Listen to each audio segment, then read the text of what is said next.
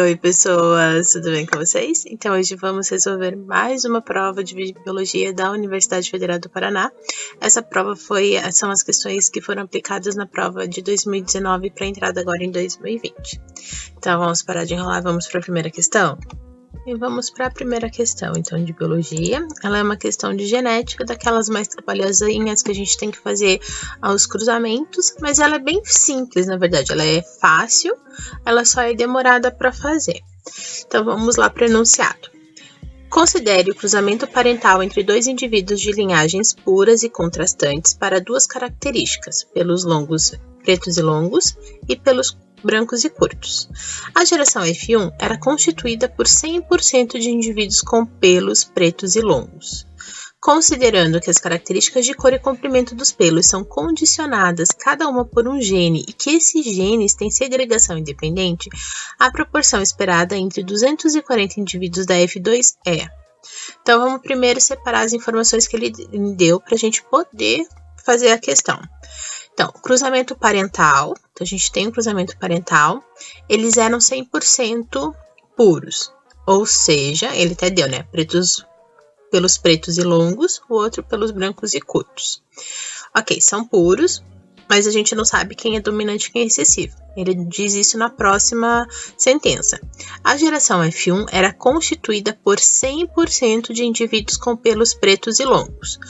Bom, se eu tenho um indivíduo puro e os seus descendentes vieram com uma determinada característica, essa característica, então, é a dominante com relação ao outro, do outro indivíduo, do outro parental. Então, a gente já sabe que preto e longo é dominante. Beleza, então a gente já sabe como começar os cruzamentos. Considerando as características de cor e comprimento são condicionadas por gene com segregação independente, ou seja, então cada um dos genes dos cromossomos separam-se independentemente, eles não estão ligados a outros genes, é o outro gene que ele carrega não vai, por exemplo, eu não estou ligado preto com longo e branco com curto, eu posso separar eles totalmente. Beleza? Então, aquele cruzamento clássico mendeliano que a gente tem do azão Bzinho, azão Azinho, bezão Bzinho. Beleza. Então, e a gente já sabe que para F2 a gente tem 240 indivíduos, ou seja, a gente vai fazer o cruzamento da F2 e desse cruzamento a gente vai pegar as proporções para 240 indivíduos. Então, é isso que o problema nos deu e agora é só fazer o cruzamento. Então, eu já iniciei aqui já para facilitar. Então, a gente já separou os dados, né? Os parentais, eles tinham pelos pretos ou brancos, sendo que o preto é dominante. Então, a gente já sabe que é ou bezão ou bezão bezinho. Longos também são dominantes, então cesão ou cesão cezinho. Brancos e curtos, recessivos, então bezinho, cezinho, cezinho. Ele falou, então, que a gente cruzou os parentais puros. Então, bezão, cesão, com bezinho, cezinho, cezinho. E deu 100% de prole com a característica dominante, pelos longos e pretos, certo? Então, a gente já sabe que ele vai ser bezão e cesão. Como o outro parental só tem bezinho e cezinho, automaticamente a gente sabe que o que faltou ali do bezão, bezinho é bezão, bezinho e cesão, cezinho, certo? Então, isso aqui para começar. Eu já fiz aqui o cruzamento da F1, certo? Então, o que a gente tem aqui na F1? Então, eu tinha o bezão, cesão do primeiro parental, porque é só isso que ele tem, né? Bezão e cesão. O outro parental só tem recessivo, então bezinho, cezinho. Então, já fiz o cruzamento que com certeza dá os 100% de bezão, bezinho, cesão, cezinho que a gente tem. Que ele falou pra gente que a gente tem. O que a gente vai fazer agora? A gente vai fazer o cruzamento para F2. A F2 é a autofecundação de F1. Então, a gente vai pegar um indivíduo de F1 e cruzar com outro indivíduo de F1. Então, a gente vai separar os gametas e montar o quadro, correto? Então, já fiz, ó. Gametas da F1, bezão, cezinho, porque, ó, bezão, cesão, bezinho, cezinho, ou bezão, cezinho, bezinho, cesão, bezinho, cezinho. Que é isso que a gente fez aqui, certo? Que são os gametas que a gente consegue dessa geração. Como é uma autofecundação, eu peguei dois indivíduos da mesma geração, então repete o gameta nas ambras, né? Tanto aqui na parte da lateral quanto no outro parental. Então, os dois parentais têm os mesmos cromossomos. Eu tenho 240 indivíduos. Nesse quadro, a gente já sabe que são 16 possibilidades. Então, eu tenho 240 dividido por 16 possibilidades. Então, cada uma dessas possibilidades, a gente tem que é igual a 15. Ok? Então, a gente vai fazer os cálculos sempre baseado em que são para cada 15 indivíduos. Então, cada quadradinho desse são 15 indivíduos, digamos assim, ok? As possibilidades são pelo longo, pelo curto, pelo preto longo, preto curto, branco longo, branco curto.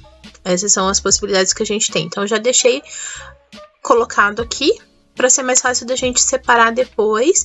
Mas, lógico, na hora da prova é bom você separar também, porque às vezes você se confunde, esquece que aonde tá, passa o olho rápido no quadro e não enxerga direito. Então, é bom você ter também separado ou lembrar das proporções que vão aparecer aqui também quando a gente fizer. É bom que a gente já revise que dá aquelas proporções certas. E aqui eu coloquei, se for preto e longo, tem que ter um Bzão e um Czão. Preto curto, um Bzão e Czinhos. Aí a mesma coisa, branco e longo tem que ser tudo Bzinho e Czão. E branco curto, tudo Bzinho e Czinho. É isso que a gente vai procurar no quadro depois. Agora é só aquela brincadeira gostosa de Bzão com Bzão, Czão com Czão, Bzão com Bzão, Czão com Czinho. E fazer o quadro, preencher o quadro, cada um dos quadradinhos que a gente tem aqui. O que eu fiz? Então, eu peguei quantos quadradinhos de cada um aparece para cada um desses daqui que eu separei. Então, todos os que tem Bzão e Czão. Vem aqui, ó. 1 Bzão Czão, 2 Bzão Czão, 3 Bzão Czão, 4 Bzão Czão. E assim eu fui contando, deu 9. Aí, do pelo curto e preto, 3. Branco longo, 3. Branco curto, 1. Lembra dessas proporções? 9, 3, 3, 1. Então, aqui a gente confirmou que dá mesmo essa proporção. E como cada quadradinho desse significa 15 indivíduos, eu vou multiplicar a proporção pelo número de indivíduos e vou ter os valores, certo? Com esses valores, você pode ver, ó, 135, 45, 45, 15, que são aquelas proporções das alternativas, beleza? O que a gente vai fazer agora? Então, ver qual daquelas alternativas que se encaixa. O que a gente tem aqui? 135 indivíduos tem pelo preto longo, 45 preto curto, 45 branco longo e branco curto, 15 indivíduos. Então, agora é só ir nas alternativas e a gente encontra que é a alternativa C. Viu? Aqui ela foi rápida, nem tão rápida assim, mas ela é trabalhosa de fazer, mas ela é bem simples. É uma questão que você pode garantir na prova, só lembrar como que faz os cruzamentos e prestar atenção nesses detalhes. Às vezes a gente está com pressa, tem a pressão da prova, aí a gente passa batido, erra as proporções, mas lembrando, se você tiver na cabeça aquelas proporções que a gente passa, como aqui de 9, 3, 3, 1, você já vê de cara se tem alguma coisa certa, tem alguma coisa errada na questão. Olha, acho que faltou algum indivíduo aqui que eu não contei, o quadradinho tá errado. Bom, eu tenho que ter 16 quadradinhos, somando aqui dá os 16? Não dá, então volta lá e vê de novo que tá faltando algum indivíduo. Se for uma questão mais dessa, que você precisa ter todos os indivíduos, é bom você rever isso e ir treinando, porque na hora da prova a gente acha que é uma questão fácil e às vezes a gente acha que sabe tudo, que já viu tudo, passa desapercebido alguns detalhes. Mas ela, no geral, ela é bem simples, ela só é demoradinha e chatinha para fazer. E por ser mais demoradinha, você acaba tendo uma pressão maior na hora da prova. Então, respira fundo e faz os cruzamentos lá. Treina um pouco desses cruzamentos, que quanto mais você treina, mais rápido é para você fazer. Bom, vamos para a próxima questão, então. Então, vamos para a segunda. Então, vamos lá? Então, vamos para a questão 4. Então, questão 6. Vamos lá. Bom, então, vamos para a questão 7, uma questão de botânica. Vamos lá. A grama missioneira gigante, um híbrido de axonopos jesuíticos e Axonopus scoparius é utilizada para alimentação animal em pastagens da região sul do Brasil. Para estudar formas de melhorar sua digestibilidade, digestibilidade, foi aplicado dejeto líquido suíno, DLS, em diferentes concentrações sobre áreas com grama por 2 anos. Os demais parâmetros do experimento foram controlados. Os resultados observados estão apresentados nas figuras abaixo. O componente que teve relevância para o aumento da digestibilidade em função do aumento da concentração de DLS foi parênquima, matéria seca, hemicelulose, proteína total e esclerênquima. Bom, aqui nós temos os gráficos, bastante pequenos. Eu coloquei eles um pouquinho maior aqui para a gente ter uma noção. Então, o que ele está colocando para a gente? Ele coloca para a gente qual que é o tecido, né, a parênquima, não só tecido, né? São parênquimas, proteínas totais, o esclerênquima, a matéria seca e a hemicelulose. Então, aqui cresceu, aqui diminuiu, aqui cresceu, daí começou a diminuir. Esse aqui foi só diminuindo e esse aqui aumentou um pouco e depois ficou mais ou menos estável. Então é isso que ele colocou aqui, a porcentagem, né, do tecido ou do que eles estão estudando em relação às concentrações da DLS, que é, deixa eu botar aqui agora, eu esqueci, dejeto líquido suíno. Ou seja, um tipo de adubo. A gente utiliza dejetos como adubos, e são adubos naturais, enfim. Então, esses dejetos foram utilizados como adubo e a gente vê como que foi o desenvolvimento dessa espécie, considerando essas determinadas características que foram separadas para estudo. Para ver o que exatamente aumenta a digestibilidade dessa grama, já que se o gado digere melhor, ele vai ter mais nutrição, né? Então ele vai precisar comer menos para ter a mesma nutrição que ele teria com a planta normal. Então vamos lá ver alguns detalhes. Se vocês lembram o que é parênquima, esclerênquima, que acho que é a coisa que mais pega aqui, matéria seca, é tudo que você pega, é toda a matéria sem os líquidos, né? A parte seca mesmo. A hemicelulose e proteínas totais. Então, proteína você vai secar e vai ver tudo que tem de proteína naquele organismo, certo? Então, vamos aqui. Assim, aqui eu coloquei para vocês uma fotinho lá de um corte histológico de uma plantinha, pra gente lembrar. Aqui aonde tá o parênquima, o esclerênquima. Acho que ficou um pouquinho pequeno aqui para você ver, mas aqui, ó. Até eu tô com dificuldade de ver aqui. Então, nós temos uma parte de parênquima aqui em cima, pequenininha, essa parte verdinha.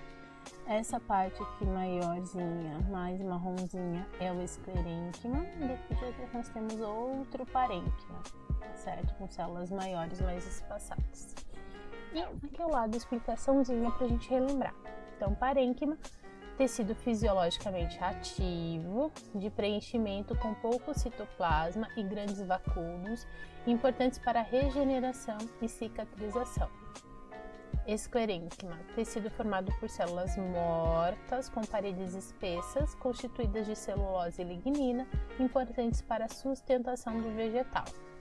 Então lembra, células do parênquima são ativos, são células vivas, o esclerênquima são células mortas. Então aqui é para a estrutura, né, do organismo, esse aqui é para as atividades, né, de vida do organismo. Basicamente isso, então uma lembrança bem rápida de parênquima e esclerênquima. Por algum motivo eu já não estou conseguindo falar. Enfim, vamos lá então passar para o que a gente precisa mesmo do vídeo, que eu acabei já dando a resposta, mas vamos pensar o seguinte: daqui do que a gente estava vendo, o que vai ser mais importante para a digestão do organismo? Vamos pensar, eu estou comendo uma planta. A planta tem a parede celular, né, que já é então a parte de celulose, que já vai dificultar a minha digestão. E aonde que vai ter, aqui ó, células mortas com paredes espessas, de celulose e lignina. Então, é a parte dura da planta. O que vai ser mais difícil de eu digerir? Esse tecido vivo, mais molinho, que está em atividade e que serve para regeneração, cicatrização. No caso, vamos pensar do nosso corpo: pele, o músculo, ou o esclerênquima, que seria o esqueleto, a parte dura de celulose e lignina. O que é mais fácil você digerir quando você come de um organismo animal? Os músculos, a pele ou os ossos? Na planta a mesma coisa. O que você precisa melhorar para aumentar a digestão? Essa parte aqui da estrutura do esclerênquima. Então, por isso, e aqui o que a gente vê do esclerênquima?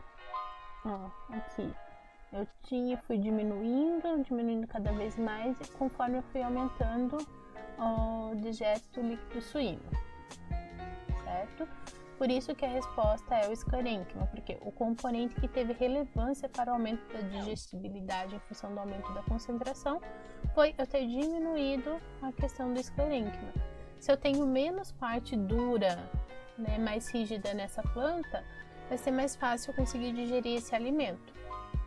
Então era uma questão assim, que você nem precisava, você tinha que saber essa parte do que era a diferença do parênquima para o esclerênquima, para você pensar nisso, o que eu preciso diminuir que vai dificultar a minha digestão.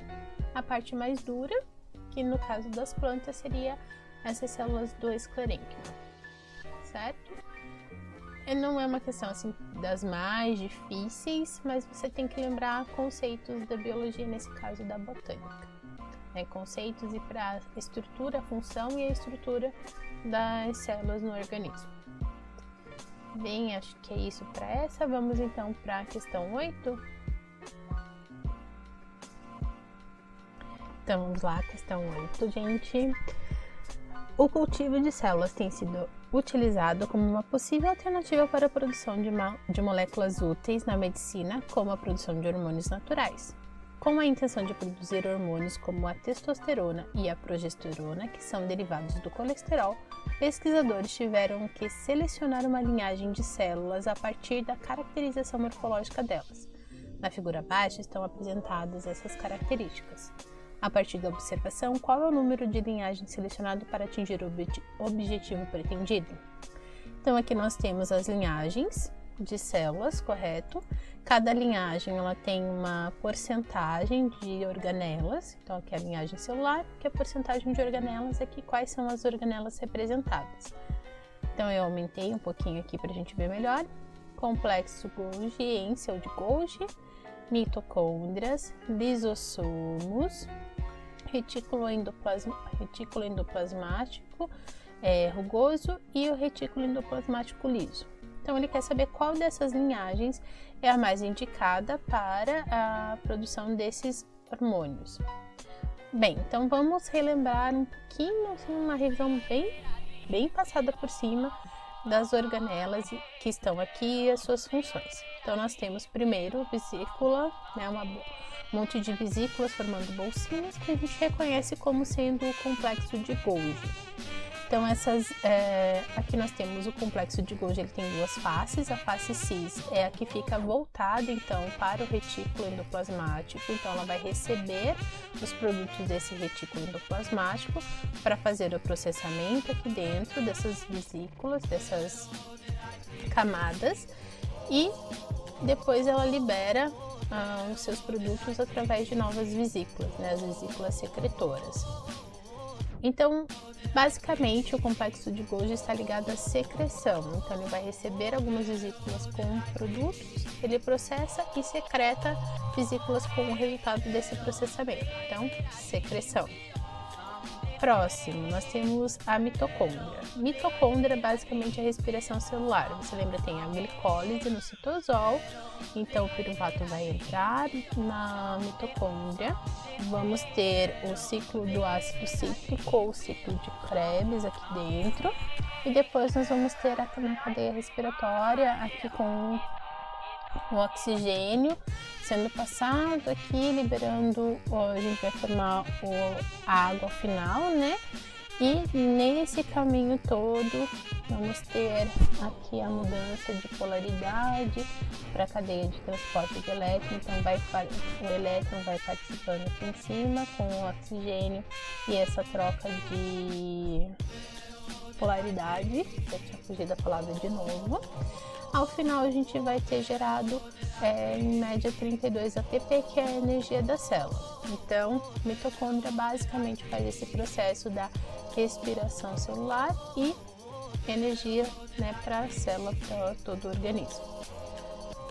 Aqui nós temos o lisossomo. Então, o lisossomo são vesículas que servem basicamente para degradação e digestão de partículas, seja do meio intracelular como do meio extracelular. Então, as substâncias elas vão, de alguma forma, entrar nesse lisossomo pela junção de outras vesículas ou liberação desses produtos para dentro dessa vesícula. Ela vai processando e degradando o que é útil para a célula. Ela deixa passar, aqui nós temos o exemplo da bicamada lipídica. Nessa camada lipídica da membrana, ela permite que algumas coisas saiam, que possam ser utilizadas pela célula. O restante ela termina de degradar e depois ela elimina, ou seja, ela vai caminhando. Aqui nós temos o exemplo, né? Então, chegaram as vesículas, formaram o lisossomo, endossomo, fagossomo. Então, são vários nomes que a gente tem de vesícula, dependendo da função dela, do que ela vai fazer. E vai ter a degradação, o que não servir mais para a célula, voltou o mouse, o que não servir mais para a célula, ela vai se unir à membrana, e quando ela se une à membrana, ela vai abrir e eliminar as coisas que estão ali dentro que não servem. E a mesma coisa pode acontecer com o fagossomo, só que ele vai englobar a membrana celular, vai englobar alguma coisa que ela queira, que está fora da célula, vai se unir então com o lisossomo para degradar isso. O que a gente for utilizar, né, a gente libera para a célula. O que não for utilizar, a gente joga fora novamente. Então, basicamente, é a digestão e renovação celular. Então, as partes que não servem mais da célula, a gente vai degradando, utiliza ainda, né, os componentes que a gente precisa, que podem ser utilizados novamente, e o restante a gente manda embora. Então, lisossomo basicamente digestão e renovação celular. Os retículos endoplasmáticos, nós temos dois, o liso e o rugoso. A diferença do rugoso é que ele tem várias bolinhas na sua membrana. Essas bolinhas são os ribossomos. Então, o ribossomo está ligado com o quê? Vamos lembrar lá que é síntese de proteína, lembra de toda aquela questão? Então, se tem esses ribossomos, provavelmente a gente está formando o quê? Proteína ali dentro. E o liso, a gente está fazendo a parte de lipídios. Então, lembrar liso, lipídios é fácil. Rugoso, como é ribossomo que tem ali, proteína. Então, basicamente é a síntese desses compostos, né? Que nós vamos utilizar, inclusive daí essas proteínas, esses lipídios, podem ser encaminhados lá para o complexo de Golgi, daí podem ser processados e utilizados no lisossomo para eliminação, digestão e eliminação. Então tá tudo interligado. E aqui eu já pulei o que eu tinha esquecido. Mas não tinha muita coisa mais para falar para você. Assim, lembrando, nós temos aqui o núcleo. Em volta do núcleo, da membrana do núcleo, já começa a membrana é como se fosse quase uma extensão, né? Só que com outra função. Da membrana no núcleo começa o retículo endoplasmático rugoso e, de repente, seguindo ainda a membrana, não é separada, seguindo ainda a membrana, a gente vai ter então o retículo endoplasmático liso. Então é quase que uma coisa só que com funções diferentes, certo? Quando você vê na célula, você vê esse cisquinho assim cheio de pontinho, essas vesículas, essas formas de vesículas, dependendo do corte celular, você consegue identificar bem essa questão. E eu acho que minha voz pode ter ficado ruim, que eu acabei de ver que o microfone estava para dentro. Espero que dê para salvar esse áudio. Enfim, então a gente já viu o que serve, para que serve cada uma dessas organelas que estão aqui na questão. E o que ele quer? Ele quer os hormônios, a produção de hormônios. Aí a gente vai pensar, esses hormônios vêm do colesterol. O que é o colesterol? Ele é uma parte lipídica, certo? Então aqui eu coloquei já o desenho para vocês. Então a gente tem a testosterona e progesterona, que é do colesterol, que é um lipídio. Então o que é que eu tenho que ter mais nessa célula? O retículo endoplasmático liso. Qual que é a célula que tem mais retículo endoplasmático liso? A célula número 3. Então é essa linhagem celular que a gente vai precisar, que é a que tem retículo endoplasmático liso. Então a resposta vai ser a letra C. Pronto. Então, lógico, eu fiz todo um apanhado, assim, uma revisãozinha, mas era uma questão que você, sabendo função de organela, você respondia facinho. E é bom saber funções de organela. Biologia celular cai bastantinho também nessa prova. Bom, então é isso pela 8. Vamos para a 9 então. Então vamos para a 9ª questão e última dessa prova de biologia, é sobre doenças. Então a gente vai rever um pouco de ciclo de algumas doenças, alguns sintomas, enfim. Vamos lá para o enunciado então. Para aumentar a produção agrícola em uma região marcada por forte sazonalidade climática, com períodos de seca prolongados, foram construídas barragens para melhorar a irrigação. A produção de alimentos aumentou, de fato. Porém, dadas as condições ruins de saneamento básico, também houve aumento de uma parasitose comum em países subdesenvolvidos. Qual foi a parasitose que aumentou como consequência dessa alteração feita pelo homem? Então, nós temos difteria, teníase, hanseníase, esquistossomose e doenças de Chagas. Então, vamos rever um pouquinho sobre cada uma dessas doenças. Em seguida, a gente verifica qual que seria a resposta. Então, primeira doença, difteria. Então, a difteria ela é transmitida pelas vias respiratórias, né, aéreas superiores. Então, através de tosse, espirro, só de você falar, essas gotículas que saem, né, quando você fala, vão sendo transmitidas. Muitas das doenças são transmitidas dessa forma, né, apenas de você falar próximo de uma pessoa. Se você está contaminado, você pode contaminar essa pessoa. Então, ela é causada pela Corynebacterium diphtheriae. Sua toxina, então, ela provoca inflamação com formação de exudato fibrinoso da mucosa. Você vê aqui essa parte esbranquiçada, acinzentada nas mucosas, da garganta, do nariz, às vezes da traqueia e dos brônquios. Croup difitérico, que é essa obstrução da aguta da laringe, certo? Então, aqui, ó, esse aqui é o exudato fibrinoso. Aqui a gente pode ver a croup difitérica, certo?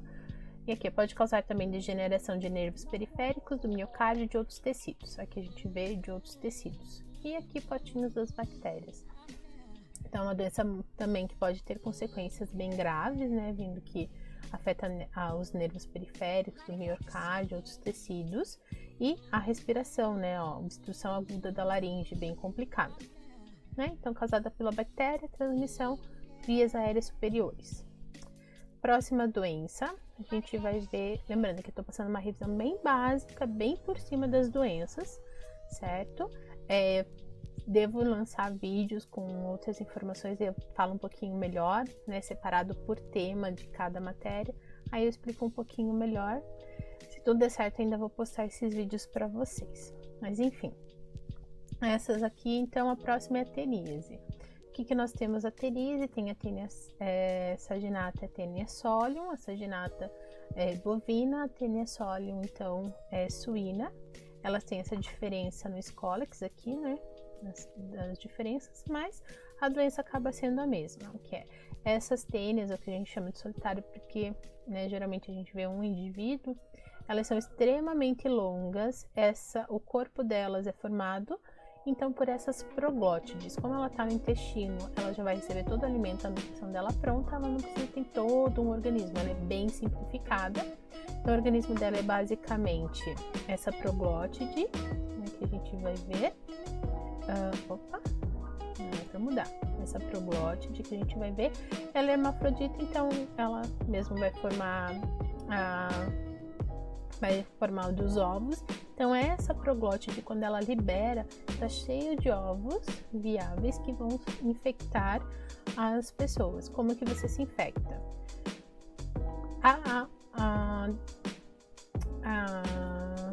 Fugiu a palavra, mas então vamos mudar o termo.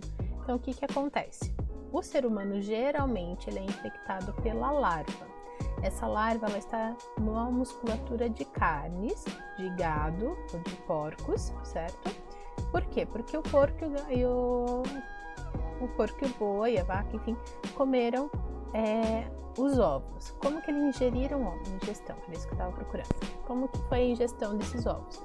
Você não tem saneamento básico, a pessoa que está contaminada, esses animais estão no intestino, certo? Esses vermes estão no intestino. Você vai liberar essa proglótide ao defecar num ambiente não adequado, que vai contaminar esse ambiente. Esses animaizinhos vão lá se alimentar, acabam ingerindo os ovos. Esses ovos vão se desenvolver, vão eclodir, né? E vai liberar a larva. Essa larva ela vai ficar na musculatura desses animais. Se você come a carne desses animais contaminados e ela não está bem preparada, não está bem cozida, essa larva ainda está viável. Então, se ela está viva e viável, quando você ingere a carne, você vai se contaminar com essa larva que vai se desenvolver no seu intestino, formando um indivíduo adulto. Existe também a cisticercose, que é quando você pega o lugar do porco ou do boi e come o ovo. Se você se contaminar com o ovo, geralmente por autocontaminação, né, você acabou se alimentando, a unha estava suja de ovinhos das tênis, você se alimentou, ou você pegou um alimento mesmo que estava no chão, que estava contaminado com ovo, você ingeriu, o que vai acontecer é a eclosão da larva no seu organismo. A larva vai para o cérebro, ela não vai ficar na musculatura como acontece no boi e no gado, ele vai para o cérebro, danificando então o tecido cerebral, uma doença bem complicada também. Então, alimentação de carne sempre bem passada. Certo, dessa doença é basicamente isso, certo, que a gente precisa saber. A próxima doença é a hanseníase. A hanseníase, então, ela é causada por uma bactéria. Essa bactéria, ela vai atingir principalmente, então, pele, olhos, nariz e os nervos periféricos.